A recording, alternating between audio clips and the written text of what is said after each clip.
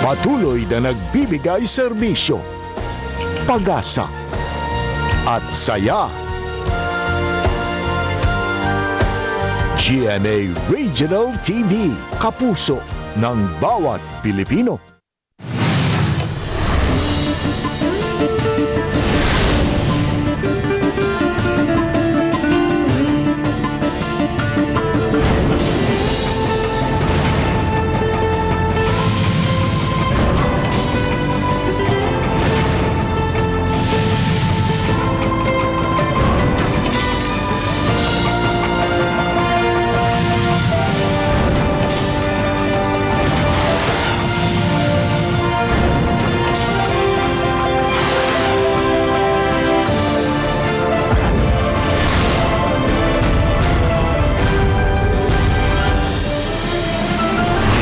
GMA Regional TV, Balitang Bisdak.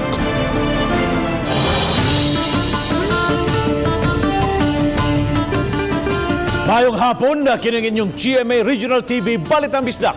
Ang bugtong kasaligan, kasandigan o karangpan sa mga Bisaya. Ako si Bobby Nalsal. Nga maghatod sa labing dako og mga nagunang balita nga mahinungdanon sa Central ug Eastern Visayas. Ako si Alan Domingo. Ako si Cecil Kibod Castro, live si GMA Complex sa Dakbayan sa Sugbo. Bukapin sa 600 sa mga pulis dito sa Central Visayas nga nataptan og COVID-19 kaniadto ang makadawat og tag 50,000 pesos nga ayuda. Subay nini madasig pa og maayo ang kapulisan sa ilang pagpanerbisyo nining panahon sa pandemya. Ang kapulisan usa sa mga frontliners ug nitabang sa pagpugong sa pagkuyanap sa COVID-19 virus. Ani ang report. Usa ang Philippine National Police sa mga frontliners sa COVID-19 pandemic. Hinungdan nga adunay mga miyembro sa nasudnong kapulisan nga nataptan sa virus taliwa sila pagpatuman sa mga quarantine protocols. Subay nini gipahibaw sa bag-ong pangulo sa PNP Major General Dibold Sinas nga makadawat og ayuda nga tag 50,000 pesos ang mga pulis nga nataptan sa virus. 616 kanila ang ania sa Police Regional Office 7. Adunay 36 nga active cases ug upat ang nakalas. As long as you are COVID positive, you are infected with the disease, you should be able to receive the assistance. Gilagway ni Police Brigadier General Albert Ignacius Ferro nga makahatag kini og dakong kadasig sa kapulisan. Taliwa ang kini sa kasinatian nga ang kinabuhi na butang sa peligro batok sa kontra nga dili makita. That our Chief PNP is a caring leader, a unifying leader, and a good leader. So with that, I think helping those that have inflicted with the disease, especially here in Central Visayas, I think that will be a good big help for us. Wa pa hinuon matataw kanu sa madawat ang naasoing ayuda. Kauban si Marlon Melgaso, ako si Alan Domingo. Balitang Bisdak. Wa mabalaka ang hipi sa Talisay City Police Station sa hagit ni PNP Chief General Dibold Sinas alang sa pagpahigayon og minimum nga 4-minute exercise kada adlaw sa mga pulis. Ang report ni Fimari Dumabok. Sa programa sa Chief PNP nga bawal ang mataba, isip usa sa pag-agni sa mga pulis nga physically fit alang sa pagpanerbisyo. Mato di Police Major Gerard A. Spilare nga 80% sa Talisay City Police, mga bagong pulis ug naanad na kanunay sa paugnat sa kusog. Usa na usab kinis ilang programa dungan sa pagpalambo sa emotional ug spiritual nga aspeto sa mga pulis. How can you be expected to perform the job of law enforcement? Pag dili ka physically fit niya, usahay man ka nang tiresome siya, kapoy siya nga trabaho. So, you need to be very physically competent. Samtang gilagway ni Pilari nga mas makapadasig sa ilang panerbisyo ang gipahibaw ni Sinas nga ayuda alang sa mga nasakit sa COVID-19 nga mga pulis. Matod ni Pilari nga bisan giunsa pa ang pag-amping sa ilang mga sakop, adunay gihapoy duha sa ilang mga kauban ang nataptan. Kay uban kanila anaa sa checkpoint nga daghang mga tawo ang maabi-abi ug ang uban contact tracer usab. Dili sayon ang magka-COVID ang atong personnel, no? The morale will be affected. So we are very thankful to the Chief PNP for this policy, and we will repay this with vigor, with enthusiasm. Uban ni Renante Quiñones. Ako si Fimari Dumabok. Balitang Bisdak. Mga kable sa kuryente nga nagbitay sa mga poste pahipos na ni Mayor Jonas Cortez aron mas dinaw ang video nga makuha sa modernong mga CCTV sa Mandaue City Command Center. Samtang isa sa mayor nga pangitaan ug pamaagi aron madugangan ang dawatong benepisyo sa taga Disaster Risk Reduction and Management Office. Si Nico Sereno sa report.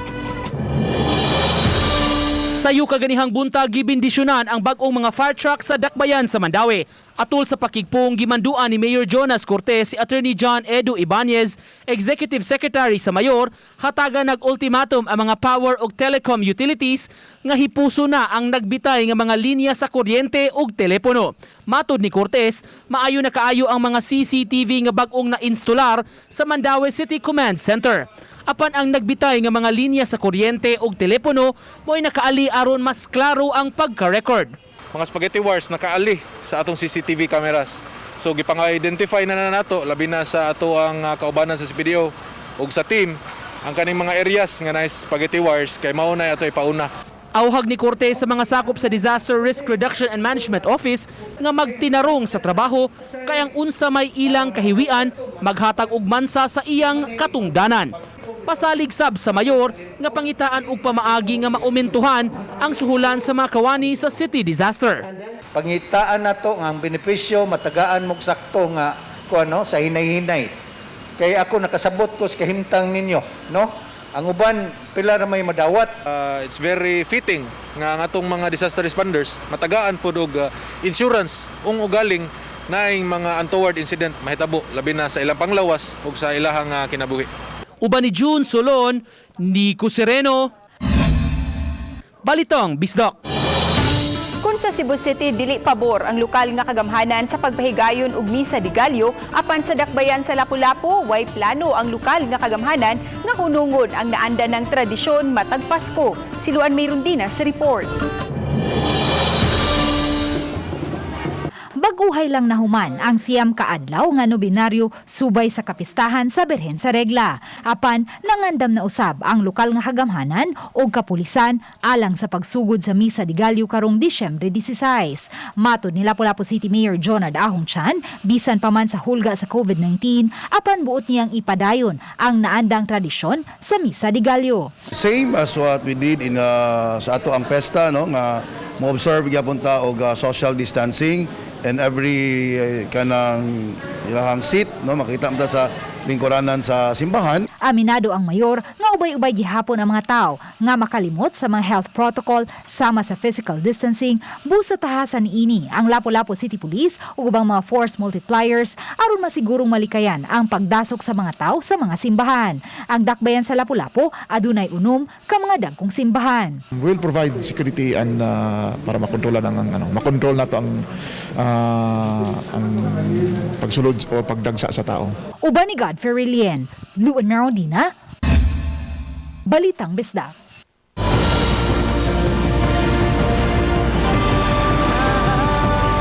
Kini ang GMA Regional TV Balitang Bisdak.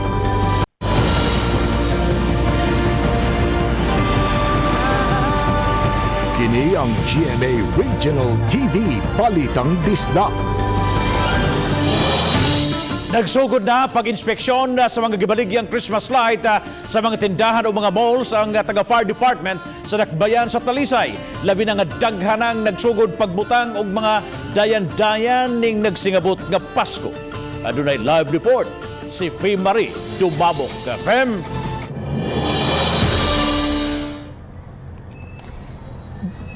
Bisan kun sunod simana pa ang pagsugod sa Disyembre, ang bulan sa Pasko, apan kaganihang buntag ang kabumbiran sa Talisay City Fire Station ang nisugod na sa pag-inspeksyon sa mga tindahan sama sa mall sa mga gipambaligyang Christmas lights pagsiguro nga dili kini mga substandard. Sakay sa ilang mga fire truck, gituyo pagato sa Talisay City Fire Officers ang duha ka mga dagkong tindahan sa Tabunok. Dinhi sari-sari nga mga Christmas decorations ug nagkarinlaing klase sa Christmas lights ang gipangbaligya. Ilang gisusi kun dili ba mga substandard ang gibaligang Christmas lights o ang mga Christmas decor nga adunay electrical wiring. Gisiguro kini nga adunay ICC o PS sticker. For this coming December, ang nami program na sa BFP ang Oplan Iwas Paputok and Oplan Paalala.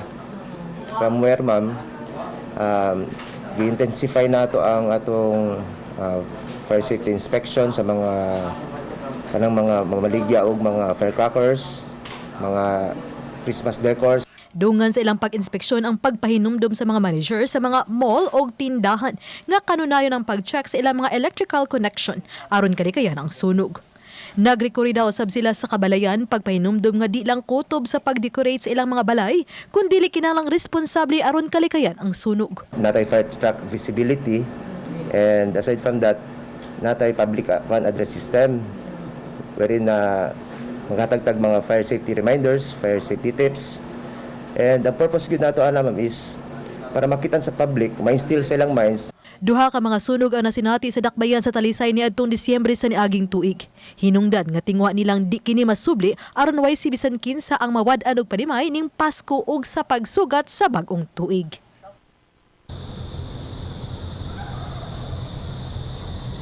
Bab, sa gihimo nga random inspection ganihang buntag nasuta sa kabumbiruhan sa Talisay City Fire Station nga adunay Philippine Standard stickers ang mga gipangbaligang Christmas lights kung nagpasabot kini nga dili mga substandard. Bab, daghang salamat Faye Marie Dumabok sa imong live report.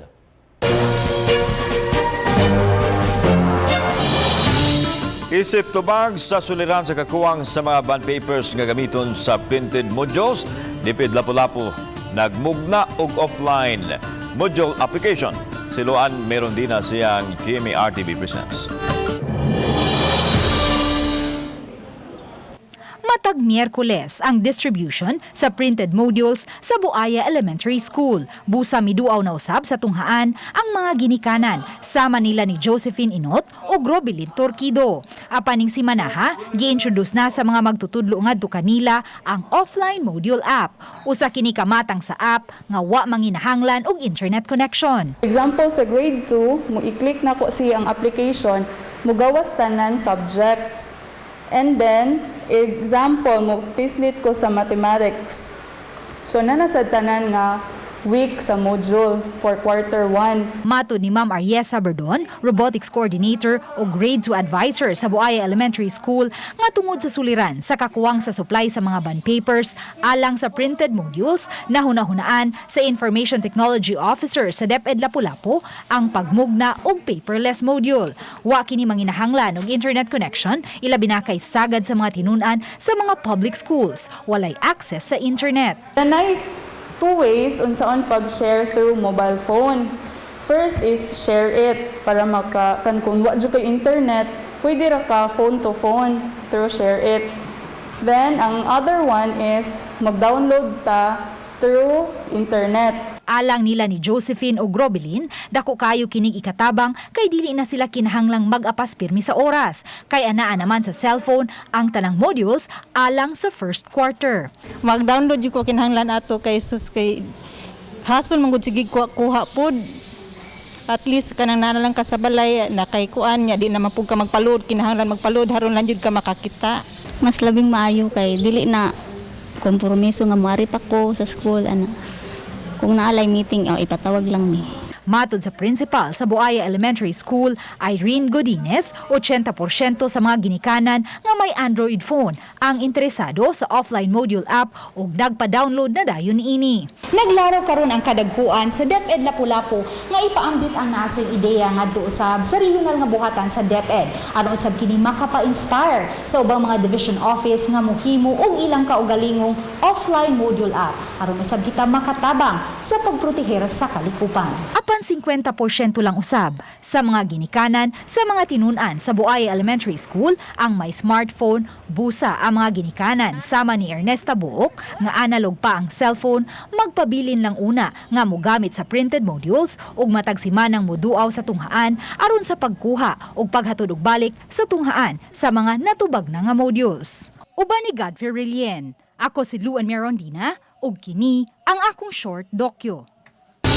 Nangayo karon og daghang supply sa test kits ang dakbayan sa Mandawi aron makapahigayon og halapad nga swab testing nga maglakip sa mga Mandawihanon nga kanunay nga makahimamat og daghang mga tawo. Si Nico Sereno sa report.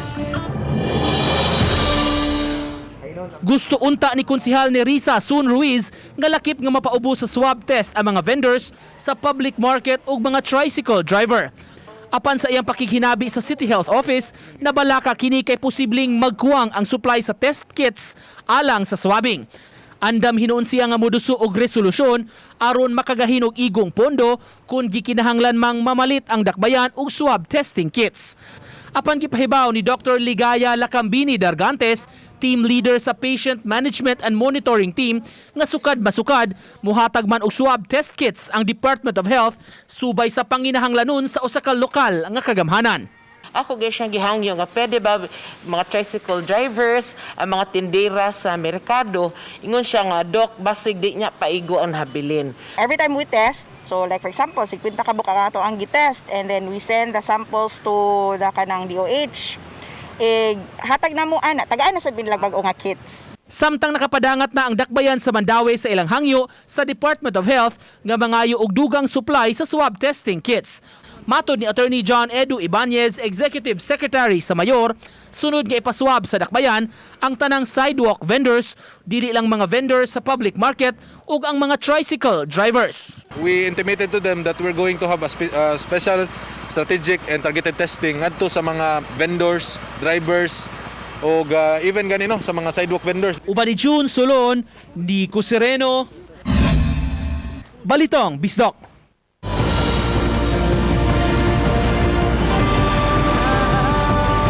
Kini ang GMA Regional TV Balitang Bisdak.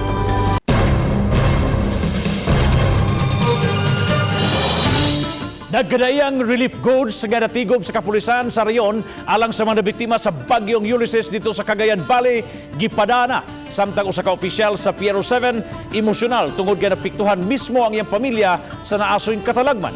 Ano ang report? Nahimong emosyonal si Police Lieutenant Colonel Reggie Real sa iyang opening remarks atol sa send-off sa relief operation. Tungod kay mismo ang ilang balay sa Cagayan nalunupan. Hinuon dako ang iyang pasalamat nga walay naunsa sa mga miyembro sa iyang pamilya. Ang Amigo Corps talaga is very helpful sa mga nasalanta ng kalamidad. Right now, their homes are destroyed and they are grappling to survive. No less than our R5. Her family, their ancestral house, their family house have been destroyed during Ulysses. So rest assured, Reggie, that we'll be helping as well your family.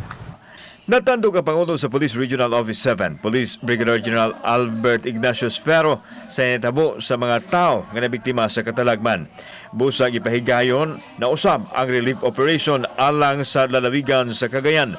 Pinaagi-usab kini sa mga taong nagpakabana ug mipaambit sa bisan unsa nga matabang. Mukapin kung kuwang sa 1 milyon pesos ang mga hinabang nga natigom nga naglakip sa mga goods. We hope that we could gather more support and we will be sending it securely to the victims of Ulysses. Una nang nakapadala og hinabang ang kapulisan sa mga nabiktima sa Bicol Region, ilabi na sa Catanduanes. Kauban si Marlon Melgaso, ako si Alan Domingo. Balitang Bisdak. 33 kamasakop sa Mandaue City Police Office ang makadawat unya sa 50,000 pesos nga gisaan ni PNP Chief Dibold Sinas sa mga pulis nga natakbuyan sa COVID-19. Samtang mas gusto unta ang kapulisan. Kawalay misa regalyo apan andam silang mupatuman sa health protocol kung adu naman. Si Nico Sereno sa report. Gipahibaw ni Police Colonel Jonathan Abella, Mandaue City Police Director, nga sa 33 ka mga pulis nga nagka-COVID, 32 kanila naka-recover na. Samtang dunay usa nga gi-isolate na. Nadistino siya sa usa sa mga quarantine control point nga gibantayan sa Mandaue City Police Office. Giingong natakdan siya sa ilang panimay o kaha sa kasilinganan. Kadang siyang na detail siya sa kanang control points nato diri sa may New Bridge. Diha siya nato na kuan, so na contact trace na mo pamilya. Samtang sugyot ni Abella nga kun mahimo, ipadaplin lang una ang pagsaulog sa Misa de Gallo samtang di pa masiguro ang kaluwasan sa mga tao tungod sa COVID-19. Apan kung madesisyonan man nga ipadayon ang kasaulugan sa Misa de Gallo, andam gihapon sila nga mupatuman sa health protocols sa mga simbahan kun diin sa ulugon ang misa. Samtang wala pa gyud ang vaccine, muhangyo lang gyud mina mas mayon tag wala kay di man to ka kuan gud na mawagtang gyud ang physical distancing na sa kuan ba sa simbahan. Uban ni June Solon, Nico Sereno, Balitang Bisdak. Baho o gibukbok nga bugas nga ayuda unta alang sa mga tourism workers nga apektado sa pandemya na dawat sa lungsod sa Lubok, Bohol. Ang detalye sa report ni Chelo Valiena. Sud sa Lubok Tourism Building, makita ang 36 kasako sa bugas nga dunay sud nga 180 packs nga tag na po ka kilo nga NFA rice. Ayuda kini sa 1,076 ka tourism workers. Apan wa na kinikuha patungod kay baho o gibukbok na. Ang rice assistance gikan sa Kapitolyo sa Bohol, gihatag ni atong October 16 pinagi sa Office of the Provincial Social Welfare and Development. 329 ka beneficiaries lang ang nakakuha ato sa distribution ug ang nahabiling 747 ka packs gibilin sa LGU pinagi sa Municipal DSWD aron sila na ang mag-apod-apod. Matod ni Provincial Social Welfare and Development Officer Carmelita Texon nga bag-o ang bugas nga ilang gihatag sa Lubok. Mayo to kondisyon pagbilin sa ila, paghatag sa ila. Apan atol sa follow-up question, iyang giwakli ang mic o gitabunan ng kamera kay dili na siya magpa-interview pa. Samtang mato ni Lubok Mayor Leon Kalipusan, dili bag-o ang bugas nga gihatag sa Kapitolyo. Pastilano kadakong bakak. Ang ilang sayop, ilang ipahid na mo. Kaya maadto mo dito, nakita man ninyo unsang klaseng building ang gibutangan sa bugas. Safe kaayo ang gibutangan sa bugas, dili maulanan, di gyud mabasa, dili maintan. So kung daot na nga bugas, daot na gyud na pagdaan nila. Gani katong unang nakadawat sa bugas, ilang giuli kay dili na maayong kanon. Labing maayo nga ilang alis dan tong daot ang bugas para kadtong wa kadawat, makadawat pod. Matod sa NFA Bohol, way bukbok ang 7,185 kasakong bugas nga gipalit sa Kapitolyo. Nunot ni ini mohimo og dugang investigasyon ng Kapitolyo mahitungod sa gihulagway nga bukbok rice. Chelo Valiena, Balitang Bisdak.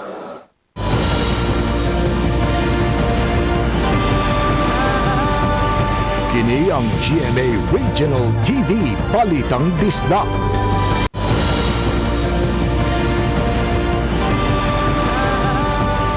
Kini ang GMA Regional TV Balitang Bisdak. Dugang 35 ka mga confirmed cases ang natala sa Department of Health Central Visayas sukad gahapong adlaw. Sa mga highly urbanized cities, 18 ang nadugang sa dakbayan sa Sugbo, samtang 7 ug usa-usab ang nadugang sa dakbayan sa Lapu-Lapu ug sa dakbayan sa Mandawi. Tungod niini, miabot na sa 10,602 ang total cases sa dakbayan sa Sugbo, 2,603 sa dakbayan sa Lapu-Lapu ug 2,652 sa dakbayan sa Mandawi.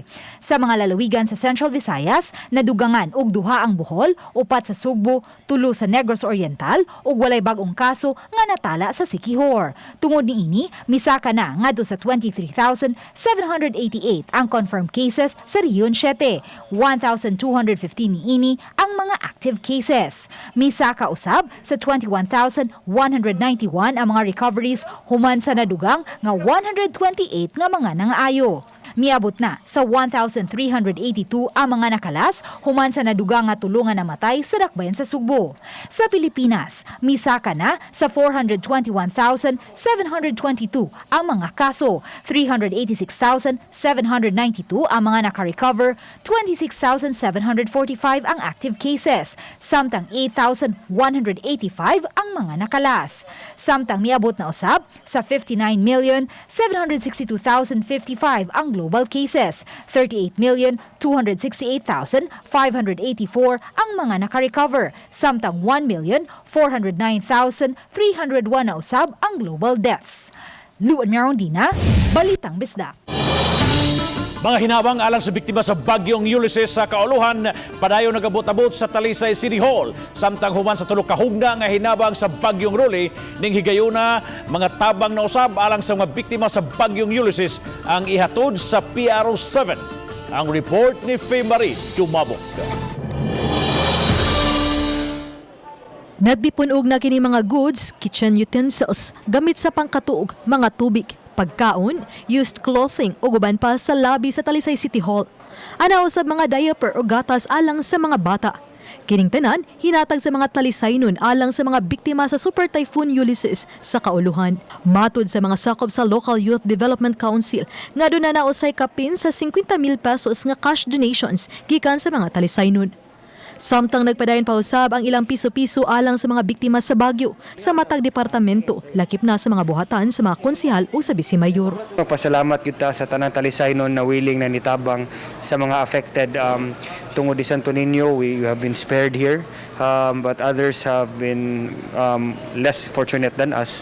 So nalipay lang ko na mga Talisaynons ni step up ug nitabang gayod sila. Samtang human sa katulong hugna sa mga hinabang alang sa mga biktima sa Bagyong Rolly, ihatod sa Police Regional Office 7 ang unang hugna sa mga hinabang alang sa mga biktima sa Bagyong Ulysses. Kapin sa 500,000 pesos nga balor sa mga tabang ang ipadangat. We are having this donation box, voluntary donation box kung sila maghatag. We were directed by our Chief PNP to help those really been severely affected by the Typhoon Ulysses and Rolly. Uban ni Cleofer Lumayag. Ako si Famary Dumabok. Balitang Bisdak. Usa ka gitumbok ka high-value individual na napatay sa mga pulis sa gipahigayong bypass operation sa sitio Giwanon, Barangay Poblasyon, Lungsod sa Compostela. Si George Parajang alias Jojo, kamay subject sa operation, nakabantay nga pulis di ay ang iyang katransaksyon o giingong namusil og una sa mga otoridad. Busa, gibawsan siya aron ma-neutralize. Nadala pa unta siya sa tambalanan apan nakabsan sa kinabuhi. Samtang duha usab ka mga pulis ang nasamdan atol sa sinukliay sa mga bala nga nagpaalim karon sa tambalanan. Gihatagan sila og medalya ng kagitingan ni Police Brigadier General Albert Ignacio Sfero. Wala ibutyag ang ngalan sa duha ka mga pulis aron sila maprotehian. Nadugangan usab og duha ka mga nakalas sa lalawigan sa Negros Oriental gumikan sa COVID-19. Suma sa Provincial Health Office ang 59 anyos ug 89 anyos nga pulos nga mga lalaki ug tanan taga Dumaguete City mipanaw gumikan sa komplikasyon sa COVID-19. Ang unang pasyente hypertensive ug adunay lung cancer. Ang ikaduhang pasyente nag-anto sa pneumonia ug acute renal failure type 2. Daling gipa-cremate ang patayng lawas sa mga pasyente gumikan sa ilang nadangatan. Sa laing bahin, unom na ka mga kawani sa lokal nga kagamhanan sa Negros Oriental ang nagpositibo sa COVID-19. Lakip ang nurse sa Provincial Health Office. Gi-isolate na sila karon sa bagong isolation facility sa Provincial Hospital. Gipaubos na usab sa swab test ang mga close contact sa mga nagpositibo. Wa man mag-lockdown apan gi-disinfect ang Kapitolyo ug skeletal force lang ang mi-report hangtod sa Biyernes. Sa pagkakaroon, moabot na sa 587 ang total COVID-19 cases sa Negros Oriental. 459 na ang nangaayo, 112 ang active cases ug 16 fatalities. Mo kining kahimtang sa atong panahon karong Miyerkules, November 25, 2020. Northeast monsoon o amihan ang nakaapekto sa Luzon, samtang tail end sa frontal system o panagtagbo sa bugnaw ug init nga hangin ang nakaapekto sa eastern section sa Visayas. Hinay na ang epekto niini pero magdala gihapon ni og madag-umong kalangitan inubanan na sa mga katag-katag na mga pag-ulan sa probinsya sa Eastern Visayas. Samtang ang ubang bahin sa Visayas, Palawan nakip na ang Kalayaan Group of Islands ug Occidental Mindoro, makasinati og generally fair weather din aduna lang kitay mga panagsang pagpanag-om pero posible gihapon ang mga patak-patak na hinay na pag-ulan. Ug alang sa dugang na impormasyon, bisita ang atong website. Mao kana ang atong weather update gikan diri sa Pag-asa Visayas, DOST sa Mactan, kini si Netherlands sa Letrero Delphine. Daghang salamat.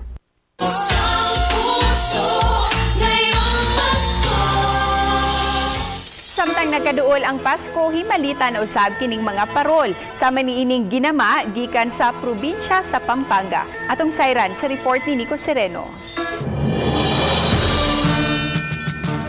Bida sa kadalanan ug makapadani sa atensyon sa mga lumalabay kini mga mabulukon nga mga parol. Daghan na ang gidisplay niini sa Maydan and Bacalso sakop sa Barangay Basak sa Nicolas. Lain-lain ang gidakon og disenyo sa ilang display ug nagkadaiyang Christmas characters ug symbols. Highlight sab syempre ang mga parol nga ginama sa Capiz Shells nga produkto sa San Fernando, Pampanga. Pipila ka tuig na nga nagnegosyo niini sila si Ginang Janet. Bisan sa hulga sa COVID-19, may desisyon gyud siya nga mobiyahe gihapon sa Sugbo karong tuiga aron makapaambit sa diwa sa Pasko. Dito po talaga kasi kami nagtitinda yearly kaya talagang nagpursige na makarating dito. Okay naman po, pero nung nakaraang taon, mas okay. Pero ngayon po kasi, syempre may pandemic. Pero marami pa dito nag-order? Meron naman po, marami naman po. Sa ilang giabangan nga pwesto, busy sab kaayo sila sa padayon nga paghimo sa lain-laing gidakon sa mga parol. Ang uban gipang order pa, maong gipaspasan nila ang paghimo. Taliwa sa krisis ug hulga sa COVID-19, mas makahuluganon gihapon ang pagtimaan sa Kapaskuhan. Kasi po yung pinagdaanan natin, di ba? Kailangan talaga maging tayo para hindi natin iniisip yung mga problema. Daghan sab ang mga customers nga mutuyo paghapit sa lugar aron makapili og mga disenyo. Maski nanatay nani nga kanang sa kalisod sa panahon, pero gusto gyapon nato nga malipay gyapon ta. Ang mga parol mapalit gikan sa 600 ang labing gamay ngadto sa 6,500 ang labing dagko. Mamahimo sab nga magpa-customize og lain-lain nga designs base sa gusto sa kliyente. Uban ni Rinante Quiñones, Nico Sereno, Balitang Bisdak. Mga kapuso, inyo makita kining maong episode sa official website sa GMA Regional TV sa www.gmaregionaltv.com. Bisita usab ang atong official YouTube channel GMA Regional TV o gi-click ang subscribe button alang sa mga init ug nagunang mga balita o kasayuran gikan dinhi sa mga rehiyon. Daghang salamat sa mga kapuso nato. Apil na ang nasa gawas sa nasod nga nakisayon sa mga dangko o mga nagunang balita sa rehiyon. Ako si Alan Domingo. Ugi ka namong tanan dinhi sa Central ug Eastern Visayas. Ako si Cecil Kibod Castro. Ang inyong balita, ang among balita kay matag lokal nga balita mahinungdanon. Kinang inyong GMA Regional TV Balitang Bisdak. Buong puso para sa Pilipino. Ako si Bambi Alsaro. Og 30 ka adlaw na lang Pasko na. Mayong hapon mga kapuso.